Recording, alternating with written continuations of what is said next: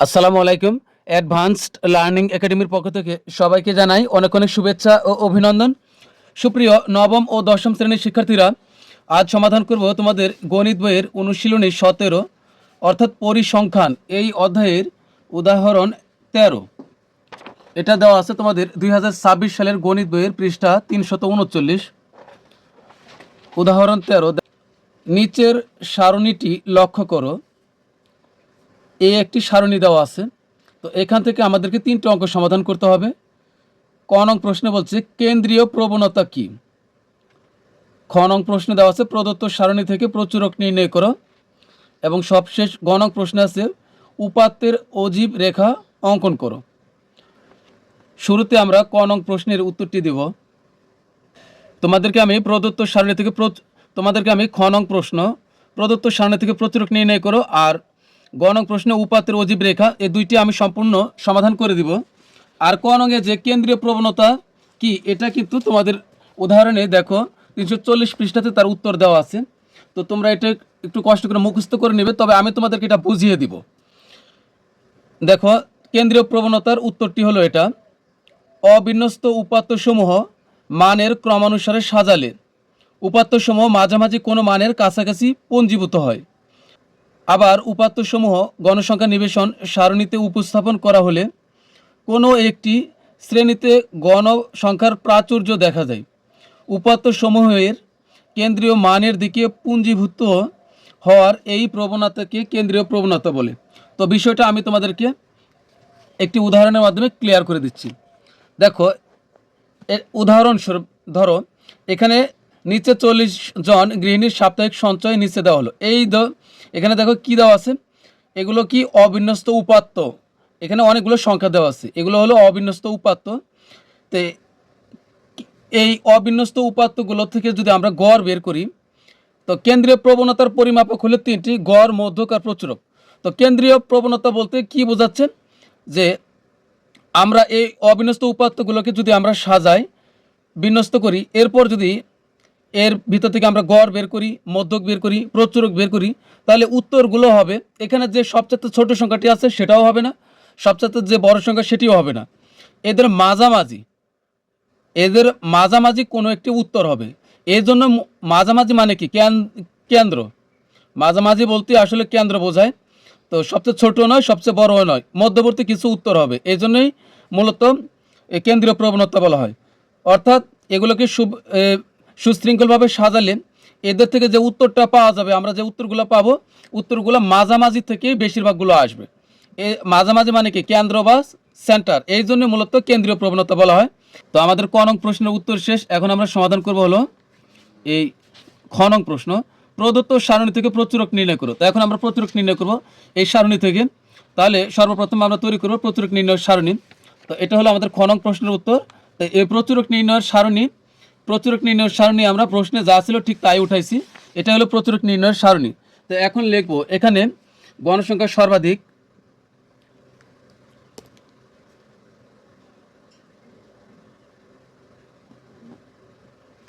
এখানে গণসংখ্যা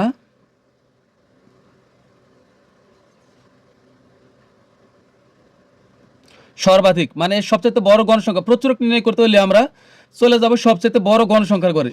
এটা শ্রেণী ব্যক্তি আর এটা গণসংখ্যা। প্রশ্নে যা ছিল আমরা ঠিক তাই উঠেছি। এখানে গণসংখ্যা সবচেয়ে বড় হলো 12। তাহলে এখন লিখব, এখানে গণসংখ্যা কি বললাম, প্রচুরক নির্ণয় করতে হলে সবচেয়ে বড় গণসংখ্যার ঘরে চলে যাব, অর্থাৎ আমরা এখানে দেবো সবচেয়ে বড় গণসংখ্যা হলো 12। তো এখানে গণসংখ্যা সর্বাধিক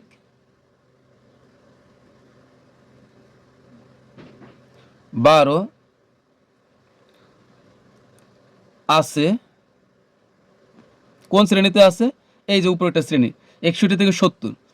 61 থেকে 70, এখানে আমরা একটু ব্র্যাকেট দিব শ্রেণীতে। তো আমরা লিখব, সুতরাং প্রচুরক এই শ্রেণীতে অবস্থিত। তো সুতরাং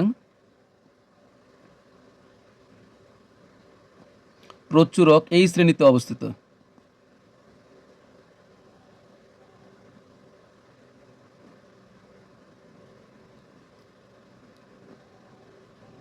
অবস্থিত। তো এখন আমরা লিখব প্রচুরকের সূত্র।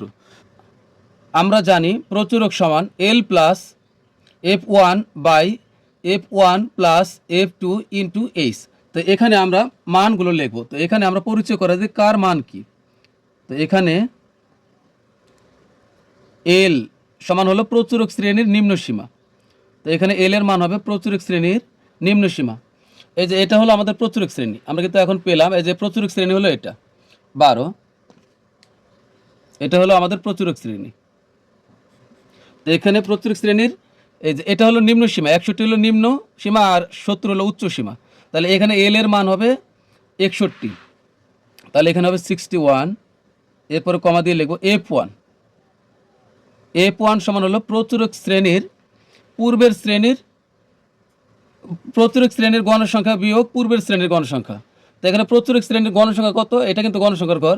প্রচুরক শ্রেণীর গণসংখ্যা হলো 12 আর তার পূর্বের শ্রেণীর গণসংখ্যা হলো 8। তার মানে F1 এর মান হবে প্রচুরক শ্রেণীর গণসংখ্যা বিয়োগ তার আগের শ্রেণীর গণসংখ্যা।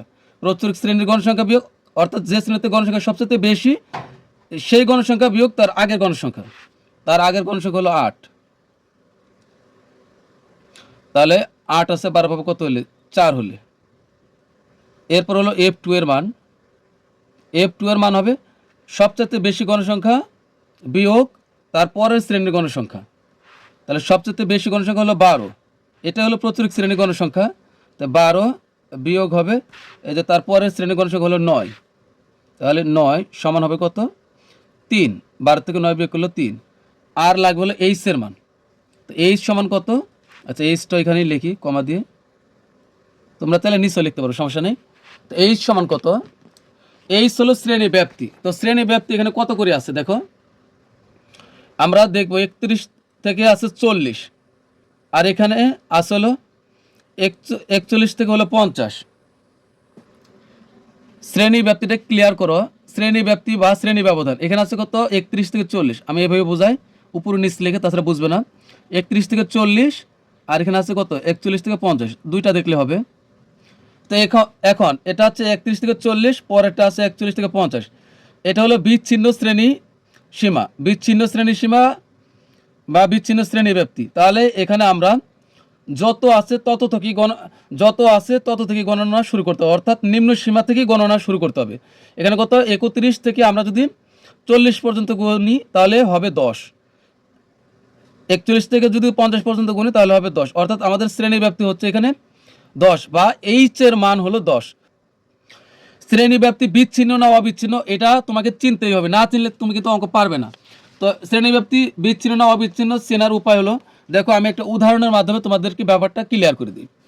শ্রেণী ব্যাপ্তি বা শ্রেণী সীমা হলো দুই ধরনের। শ্রেণী ব্যাপ্তি বা শ্রেণী সীমা দুই ধরনের, একটা হলো বিচ্ছিন্ন শ্রেণী ব্যাপ্তি আর একটা হলো অবিচ্ছিন্ন শ্রেণী ব্যাপ্তি। তো বিচ্ছিন্ন শ্রেণী ব্যাপ্তি ধরো এখানে আছে কত 11 থেকে 15, পরের লাইনে শুরু হচ্ছে কত 16 থেকে 20। তার মানে এখানে কিন্তু একটা সংখ্যা দুইবার নাই, কিন্তু এখানে দেখো 10 থেকে 15, নিচের শ্রেণীতে আবার 15 থেকে 20। এখানে কিন্তু দেখো এই 15 এখানেও একবার আছে, এই পরের শ্রেণীতে আবার 15 আছে, আবার দেখো এখানে 20 এই শ্রেণীতে আছে, পরের শ্রেণীতে 20 আছে। তার মানে যখন একটি সংখ্যা পরপর দুইটি শ্রেণীতে থাকবে তার মানে এটা হলো অবিচ্ছিন্ন, তার মানে এখানে কোনো রেস্ট বা বিশ্রাম নেই, এর জন্য এটা হলো অবিচ্ছিন্ন শ্রেণী ব্যাপ্তি। অবিচ্ছিন্ন শ্রেণী ব্যাপ্তি হলে আমরা গণনা করব এখানে যত থাকবে নিম্ন সীমা তার পরের থেকে, অর্থাৎ এখানে 10 আছে তাহলে 10-এর পর থেকে আমাদের গণনা শুরু করতে হবে। 10-এর পরে কত 11, 12, 13, 14, 15, তাহলে এখানে শ্রেণী ব্যাপ্তি বা শ্রেণী ব্যবধান বা H এর মান হবে 5। আবার এখানে দেখো 31 থেকে আছে, এখানে আছে দেখো 11 থেকে 15 আর নিচে লেনেও 16 থেকে 20। তার মানে এখানে কিন্তু এক রেস্ট নেওয়া হয়েছে বা বিশ্রাম, কারণ এখানে কিন্তু 15-র পরে 16 থেকে শুরু হয়েছে। তার মানে এক সংখ্যা দুই শ্রেণীতে নাই, একটু গ্যাপ আছে।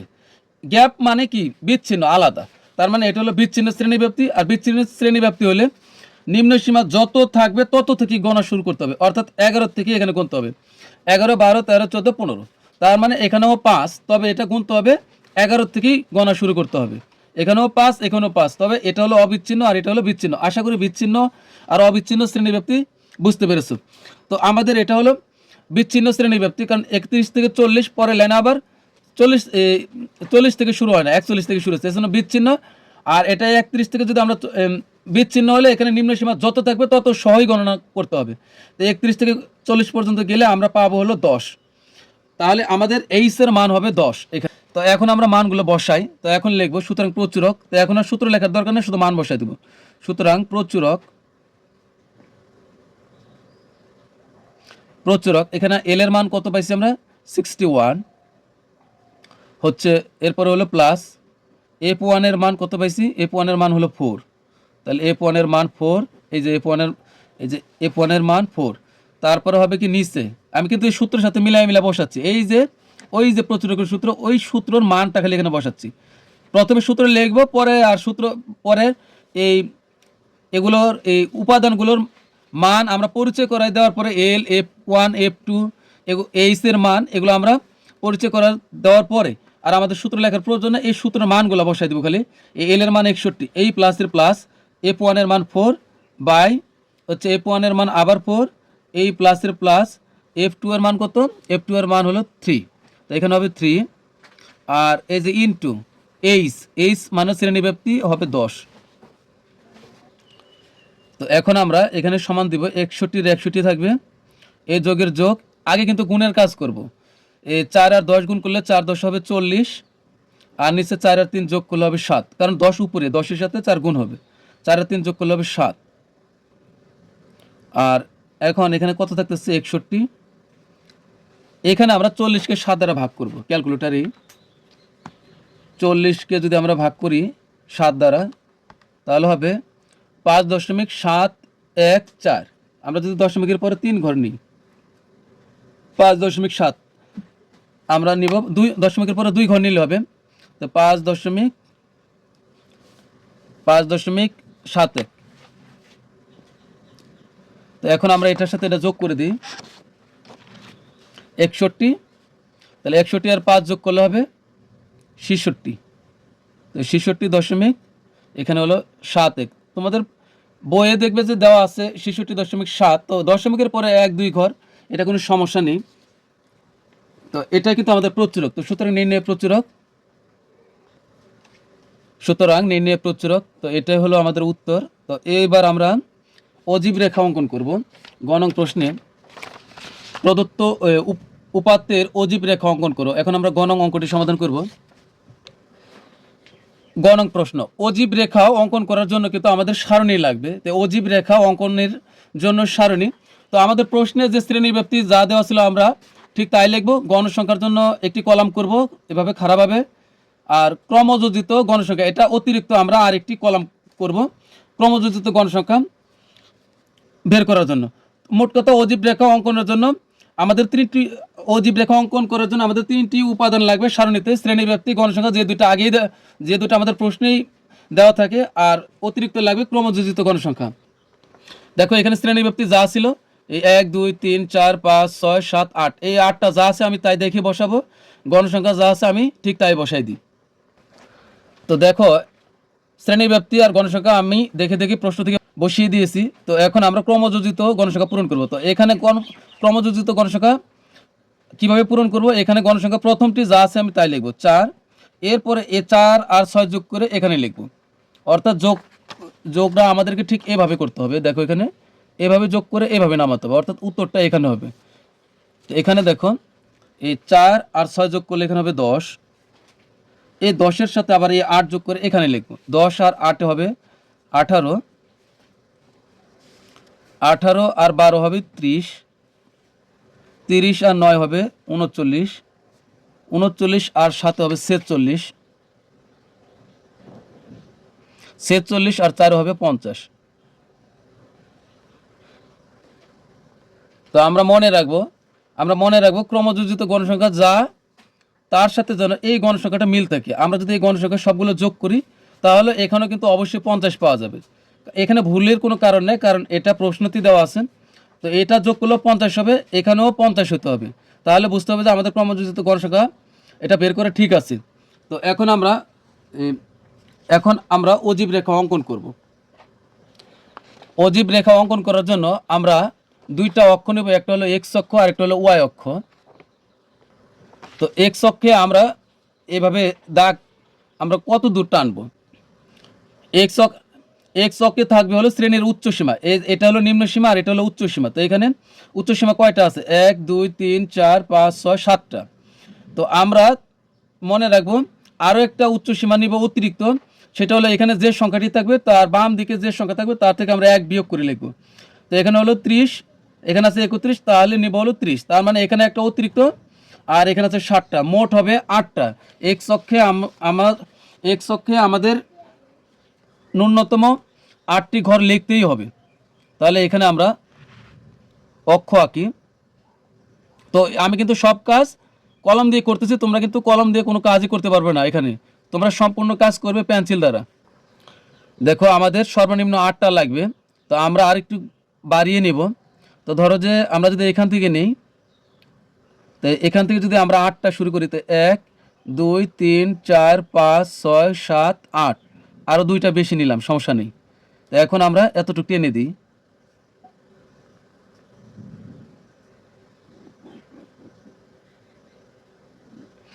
এরপরে আমরা এদিক থেকে একটা ওভার করে আমরা এখান থেকে টানবো। তো এখানে ক্রমযোজিত গণসংখ্যা আমাদের সর্বোচ্চ কত আছে? 50।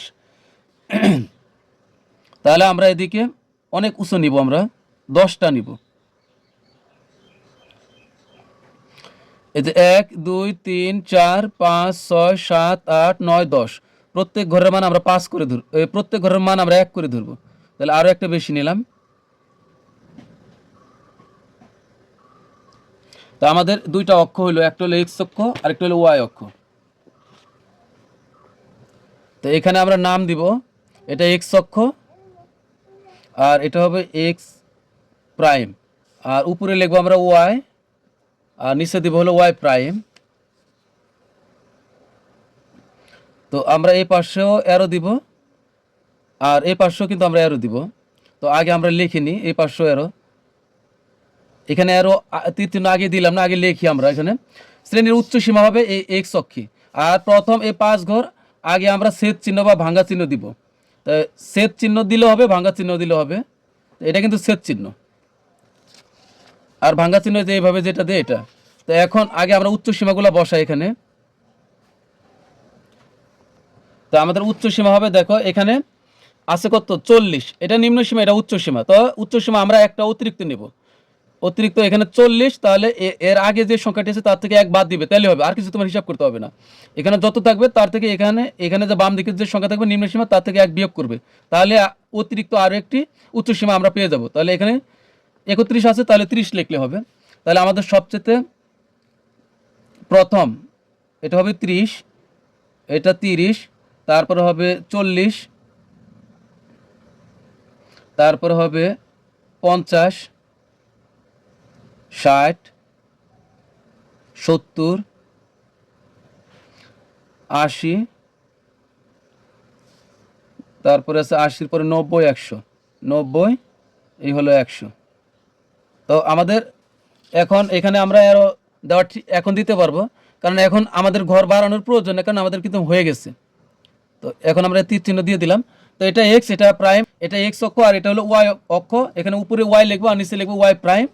তো আমরা নিচে আগে লিখবো যে এটা হচ্ছে কি শ্রেণীর উচ্চ সীমা। তো আমরা এইভাবে নিচে লিখে দিব শ্রেণীর উচ্চ সীমা এক্স অক্ষে, আর ওয়াই অক্ষে লিখবো ক্রমযোজিত গণসংখ্যা। তো এবার আমরা এদিকে লিখবো, দেখো আমাদের সর্বোচ্চ ক্রমযোজিত গণসংখ্যা আছে হলো 50, সর্বোচ্চ ক্রমযোজিত গণসংখ্যা হলো 50। তো আমরা 50 পর্যন্ত লিখি। তো এখানে হচ্ছে এটা 5, এটা 5, এই যে এটা হলো 10, এটা হলো 15, 5 করে, কারণ 5টি করে ঘর আছে। এটা 20, এটা হলো 25, এটা 30, এটা হবে 35, তারপরে এটা হবে 40, এটা হবে 45, আর এটা হবে 50। তো আমরা কিন্তু এই মাথায় তীর চিহ্ন দিই নাই, তীর চিহ্ন দিতে হবে, এটা 50। তো এখন আর মূল বিন্দু হবে ও, আমরা কিন্তু এটাকে 0 বলবো না, এটা হলো ও, মূল বিন্দু হলো ও। তো এখন আমরা বসাই, তো এখন আমরা ক্রমযোজিত গণসংখ্যা বসাবো। তো এখানে দেখো এই যে 40 আমরা কিন্তু নিয়েছি 30-এর এখন কোনো কাজ নাই, 30-এর এখন কোনো কাজ নাই, লেখা পর্যন্তই কাজ, শেষে যা আবার কাজ করব। এখানে 30-এর কোনো কাজ নাই। তো এখানে দেখো এই শ্রেণী ব্যাপ্তি 40 বরাবর এই ক্রমযোজিত গণসংখ্যা কত আছে 4। তাহলে এই যে 40 বরাবর আমরা যাব, তার মানে এইদিকে আমরা ছোট্ট দেখো এই যে একটা করে খোপ আছে, দেখো এটার ভিতরে ছোট ছোট 5টি করে ঘর আছে, এদিকেও 5টি এদিকেও 5টা করে আছে, সব দিকে এই ছোট ছোট ঘর আছে। তো এখানে দেখো আছে 40, এই 40 বরাবর আমরা যাব কত, এই যে ক্রমযোজিত গণসংখ্যা যে 4 আছে, এখানে দেখো এই যে 40 ক্রমযোজিত গণসংখ্যা 4। তো এখানে আমরা এই যে 40-এর ঘরে ক্রমযোজিত গণসংখ্যা 4 নিব। তো এখানে যে 1 2 3 4 ছোট্ট ঘর 4টা নিব, নেওয়ার পরে আমরা এখানে ডট দিব। এরপরে হলো এখানে দেখো আছে 50। তুমি এখন এগুলা ভুলে যাও, 41 51 এগুলা ভুলে যাও, এখন শুধু উচ্চ সীমা দেখো, এখানে 50 ক্রমযোজিত গণসংখ্যা 10। তাহলে এই যে 50 বরাবর ক্রমযোজিত গণসংখ্যা 10। তো এই যে এই শুধু হলো 5, এটা হলো 5, তাহলে 10, কারণ এখানে কিন্তু ছোট ছোট 10টা ঘর আছে, 1 2 3 4 5 6 7 8 9 10, তার মানে হলো 10 হলো এই পর্যন্ত। এখন যাব হলো 60-এর ঘরে, আমরা এই 60-এর ঘরে আছে হলো 18। তো এটা হলো 60-এর ঘর, এখানে 5 এখানে 5 10 আর এখানে 5 15, এই যে এইভাবে 15 হয়, 15 16 17 18, এটা হলো 18। এরপরে হবে 71 থেকে হলো না 61 থেকে হলো 70, এখানে হবে 30, এখানে হবে 30 70, এখন হবে 70 30, যে 5, এই যে এখানে হচ্ছে এটা হচ্ছে 20 25, এই যে এটা 30। এরপরে হবে হলো 39, এই যে 80-র ঘরে হলো 39, তার মানে হচ্ছে এই যে এই বরাবর 80 হয় 39, এটা হচ্ছে 35, তাহলে 35 36 37 38 39, এক ঘর কম হবে উপর থেকে। তার এরপরে হলো এই 90 শ্রেণী উচ্চসীমা 90, এখানে হবে 46, তাহলে এই যে 90 বরাবর আমরা দেবো 46। তো এটা হচ্ছে 5, এই যে 46, এটা হলো 40-এর ঘর, এটা হলো 45, এই যে এভাবে আমরা যদি এটার সাথে মিলাই, এটা কিন্তু 45, তারপরে আরও একটা ছোট্ট একটা ঘর বেশি নিব, তাহলে হবে 45 একে 46, তারপরে হবে সর্বশেষ হবে 50, এই 100-র ঘর হবে এই যে 50। তবে মনে রাখবো আমরা শুরুতেই কিন্তু একটা অতিরিক্ত নিতে পারবো উচ্চসীমা, কিন্তু পরে কিন্তু শেষে আর অতিরিক্ত নেওয়া যাবে না, শুরুতেই একটা নিতে পারবো। এখন দেখো, তো এখন আমরা সর্বপ্রথম এগুলো কিন্তু আমরা হাত দিয়ে যোগ করবো সবগুলো। আমরা কিন্তু অজীব রেখা অঙ্কনের সময় স্কেল ব্যবহার করতে পারবো না, এই যে এটা যোগ করার জন্য স্কেল ব্যবহার করা যাবে না, এটা হাতেই যোগ করতে হবে। আর আয়তলেখ আর বহুভুজ অঙ্কন করার সময় স্কেল ব্যবহার করা যাবে, তো এটা আমরা হাতে যোগ করব।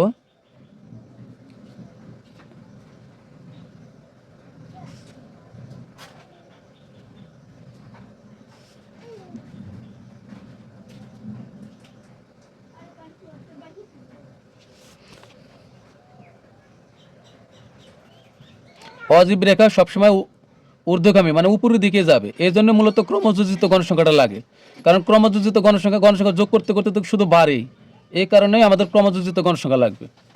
তো এটা কিন্তু অজীব রেখা হলো। এখন 30-এর কাজ কি দেখো, অজীব রেখাটা শূন্যের উপরে ভাসতেছে, এই ভূমির সাথে কিন্তু লাগে নাই, মূলত এই ভূমির সাথে লাগানোর জন্য অতিরিক্ত একটি আমাদের নিতে হয়, এটাই হলো এই অতিরিক্ত উচ্চসীমার কাজ। এখন এইটার সাথে আমরা এটা অ্যাড করে দিব, তাহলে কিন্তু আমাদের অজীব রেখা অঙ্কন হয়ে গেল। তো এখন আমাদের বিবরণ দিতে হবে যে এখানে আমরা কি করেছি, এটাই আমরা এখন বিবরণ দেব। নিয়ম হলো প্রথমে সারণী, এরপরে হলো বিবরণ, এরপরে হবে চিত্র, কিন্তু আমরা চিত্র না আঁকলে আমরা বিবরণ দিতে পারি না, এই জন্য মূলত আমরা আগে চিত্রটি অঙ্কন করেছি, এখন আমরা বিবরণ দেব। বিবরণে আমরা লিখব, আমরা বিবরণটি এভাবে লিখে দেব, অজীব রেখার বিবরণ। ছক কাগজে এক্স অক্ষ বরাবর প্রতি ঘরকে শ্রেণী উচ্চসীমার 2 একক ধরে এবং ওয়াই অক্ষ বরাবর প্রতি এক ঘরকে ক্রমযোজিত গণসংখ্যার 1 একক ধরে অজীব রেখা অঙ্কন করা হলো। মূল বিন্দু থেকে 30 পর্যন্ত ঘরগুলো বিদ্যমান বোঝাতে ভাঙ্গা চিহ্ন ব্যবহার করা হয়েছে। দেখো আমি তোমাদেরকে বুঝিয়ে দিচ্ছি, এটা হলো এক্স অক্ষ আর এটা হলো ওয়াই অক্ষ। তো আমরা এক্স অক্ষে শ্রেণীর উচ্চ সীমার এক ঘর সমান 2 একক করে ধরেছি। দেখো এখানে এই যে এখান থেকে যদি আমরা ছোট ছোট ঘর গণি তাহলে হবে 5টি ঘর হবে এখানে, কিন্তু এখানে 30 থেকে 40, এখানে যদি 40 থেকে তুমি 30 বিয়োগ করো তাহলে হবে কত 10, অর্থাৎ 30 থেকে তুমি যদি 40-এ যাও তাহলে ব্যবধান কত হচ্ছে 10, কিন্তু আমাদের এখানে তো ঘর আছে ছোট 5টি, তার মানে এখানে শ্রেণী উচ্চ সীমার ব্যবধান হচ্ছে 10, কিন্তু ঘর নিয়েছি 5টি, তাহলে এই 5 দ্বারা যদি 10কে ভাগ করি তাহলে ভাগে কত করে পড়ে 2 করে। তার মানে হলো তাহলে বিবরণটা এরকম হচ্ছে যে ছক কাগজে এক্স অক্ষ বরাবর প্রতি ঘরকে শ্রেণী উচ্চ সীমার 2 একক ধরে, কারণ এগুলো তো শ্রেণী উচ্চ সীমা তাই না, শ্রেণী উচ্চ সীমার 2 একক ধরে এবং ওয়াই অক্ষ বরাবর এদিকে কিন্তু আমরা প্রত্যেক ঘরের মান 1 করে ধরেছি, কারণ এখান থেকে এখানে 5, এখান থেকে এখানে 5, 10, 15, 20 এবার 5 করে গেছি, তার মানে এদিকে কোনো ঝামেলা নাই, প্রত্যেক ঘরের মান 1 করে ধরেছি। তাহলে বিবরণ টি হবে এবং ওয়াই অক্ষে প্রতি এক ঘরকে ক্রমযোজিত ক্রমযোজিত গণসংখ্যার 1 একক ধরে অজীব রেখা অঙ্কন করা হলো। মূল বিন্দু এই যে এটা হলো আমাদের মূল বিন্দু, এই যেটা মূল বিন্দু থেকে এই 30 পর্যন্ত আসে বোঝাইতে, 30 তো এমনি এমনি চলে এসেছে না, 30-এর আগের সংখ্যাগুলো অবশ্যই আছে, তো এত তো লেখা যাবে না, এই 30-এর আগের সংখ্যাগুলো যে আছে এইটা এই সেট চিহ্ন দিয়ে এখানে বোঝানো হয়েছে যে এটার ভিতরেই এই 30-এর আগের সবগুলো সংখ্যা এটার ভিতরে আছে, সংক্ষেপে এটা বোঝানো হয়েছে। তাহলে লিখবো যে মূল বিন্দু থেকে 30 পর্যন্ত ঘরগুলো বিদ্যমান বোঝাতে সেট চিহ্ন ব্যবহার করা হয়েছে। মূল বিন্দু থেকে 30 পর্যন্ত ঘরগুলো বিদ্যমান বোঝাতে আমি এখানে ভাঙ্গা চিহ্ন লিখেছিলাম, তো এখানে হবে ছেদ, তো এটা কিন্তু ছেদ চিহ্ন, এটা ছেদ চিহ্ন, তো আমরা লিখে দেব যে এখানে ছেদ চিহ্ন ব্যবহার করা হয়েছে, তোমরা একটু কষ্ট করে লিখে নেবে ছেদ, তো তোমরা একটু কষ্ট করে লিখে দেবে ছেদ চিহ্ন ব্যবহার করা হয়েছে। আর যদি তোমরা এই যে এমন চিহ্ন দাও এটা কিন্তু ভাঙ্গা চিহ্ন হবে, তোমরা এটাও ব্যবহার করতে পারবে, এটা ব্যবহার করলে তখন লিখবে ভাঙ্গা চিহ্ন, আর এটা ব্যবহার করলে লিখবে ছেদ চিহ্ন, এটা কিন্তু ছেদ চিহ্ন এটা। তো প্রিয় শিক্ষার্থীরা আজকের মতো আমাদের ক্লাস এখানেই শেষ, পরবর্তী ক্লাস দেখার আমন্ত্রণ জানিয়ে তোমাদের কাছ থেকে বিদায় নিচ্ছি, সবাই ভালো থাকবে, অনেক ভালো, আল্লাহ হাফিজ।